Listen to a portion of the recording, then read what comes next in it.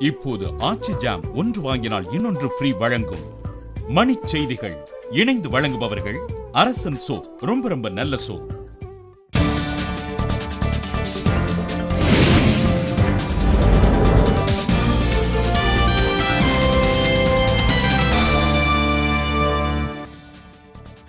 சரக்குந்து உரிமையாளர்கள் வேலைநிறுத்தம் தொடங்கியதால் தமிழகம் உள்ளிட்ட 6 மாநிலங்களில் 18 லட்சம் ஊர்திகள் நிறுத்தம்.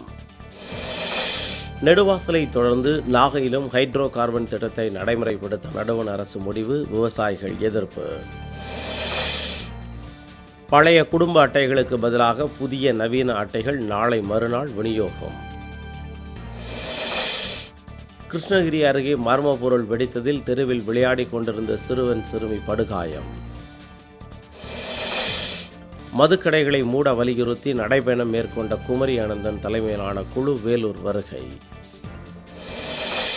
பொலிவுறு நகரங்கள் திட்டத்தில் புதுச்சேரியையும் சேர்க்க நடுவண் அரசு உறுதியளித்துள்ளதாக நாராயணசாமி தகவல். மயிலாடுதுறையில் நகராட்சி சார்பில் வைக்கப்பட்டிருந்த குப்பை தொட்டியை உடைத்து நொறுக்கிய 7 பேர் கைது. மேட்டூர் அருகே ஆளும் கட்சி உள்ளிட்ட அனைத்து கட்சியினரும் நிலத்தை ஆக்கிரமிப்பதில் போட்டி போடுவதால் பதற்றம்.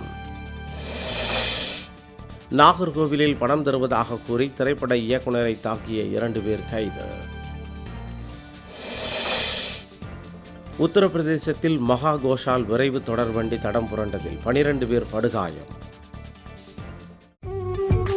இப்போது ஆச்சி ஜாம் ஒன்று வாங்கினால் இன்னொன்று ஃப்ரீ வழங்கிய மணிச் செய்திகள் இணைந்து வழங்கியவர்கள் அரசன் சோப், ரொம்ப ரொம்ப நல்ல சோப்.